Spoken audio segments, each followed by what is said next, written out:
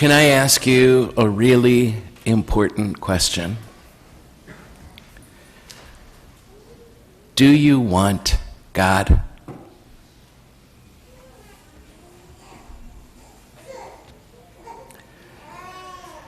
Most of us, when we meet people, sort of test the waters a bit.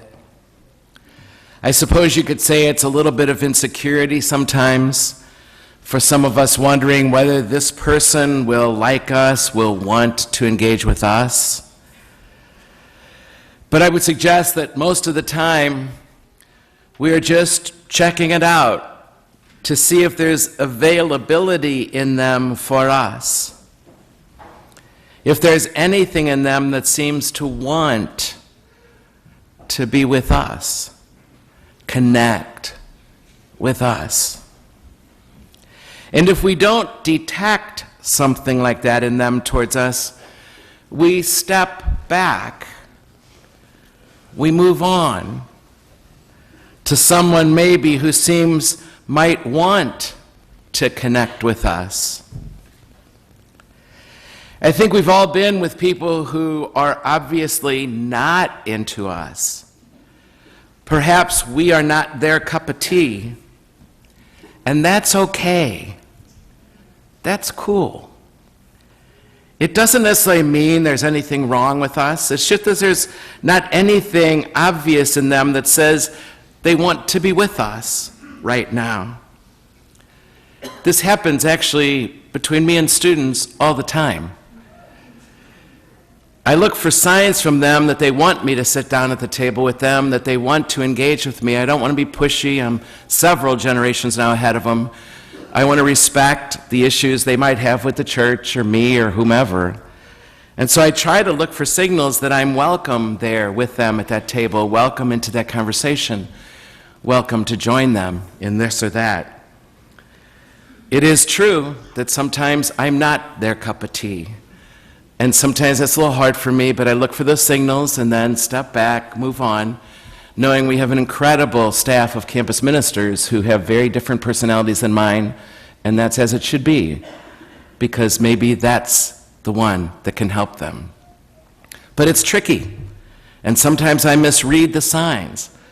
Sometimes I mistake introversion for being a bit closed to me, when it's really just them being who they are, and sometimes that backfires, and my stepping away ends up hurting them because I misread the sign. I thought I was respecting their space, if you will, and it was just a misread, a total misread of the signs. But that happens to all of us all the time, doesn't it? We've all been there. It's okay that we're not somebody's cup of tea. And it's so great when you do pick up a signal that says they would like to engage with you, they want to welcome you into their space, if you will. None of us would dare force ourselves on someone who does not seem to want to be with us. Rather, if anything, we wait for an opening. We look for that opening, and then we spend time with them. Maybe even give them something of ourselves along the way, because they seem to enjoy being with us. The analogy holds for God. And like any analogy regarding the fundamental mystery, which is God, there's more wrong about that analogy than there is right about it, granted. Nevertheless, with each of us, God waits for an opening, some sign in us that we want God, that we want to connect with God, be one with God. That's why Advent is so important. Why Advent coming around every year is so important to us. Advent just asks us one simple question. Do you want God?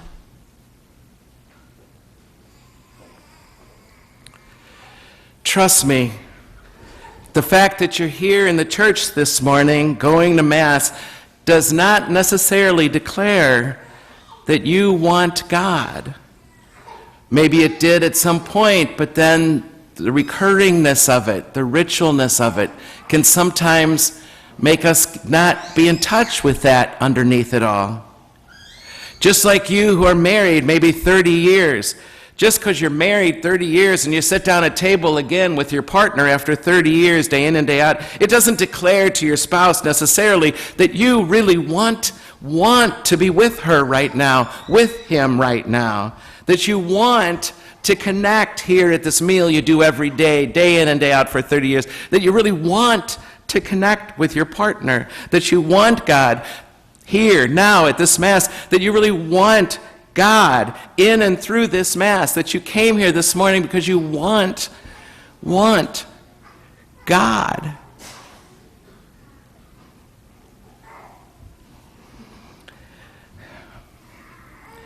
Can we want God in and through all the good things in this world? Can we come here this morning really wanting to fall through these rituals, these words, these songs, and get closer because we want to, closer to God? Do we want God when we go for an intentional walk out in nature? Can we say to ourselves, can we be truly aware that I'm doing this, I'm going out here because I want God through nature, through these trees, these Missouri forests, the sunset? Do I want God through and in and on the other side of that?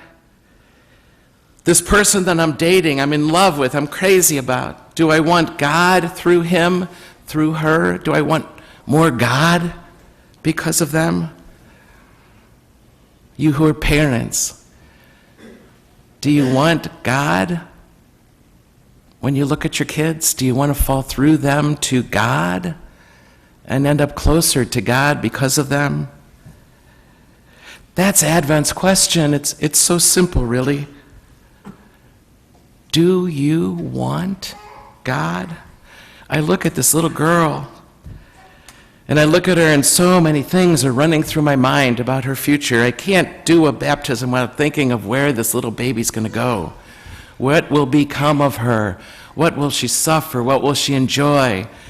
What will be her crises and her temptations? What will she be like when she walks down the halls of Washington University someday at the ripe old age of 18, I hope? What will be there for her? So many things running through my head. But make no mistake about it. She will be immersed in community now. She will be immersed in community now, a community of faith, and that means she will have every advantage because of that, to learn what it means to want God. Because of what we do here today, she will have every advantage.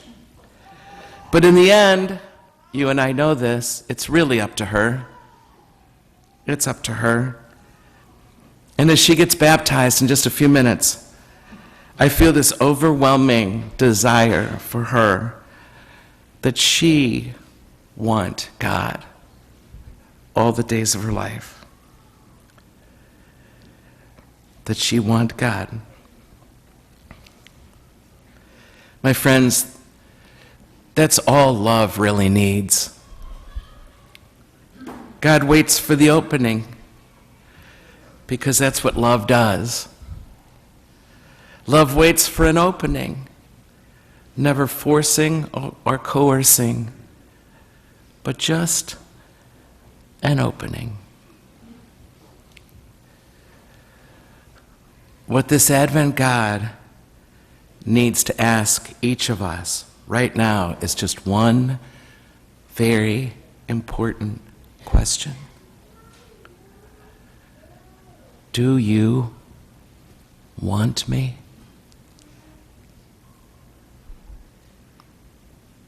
Do you?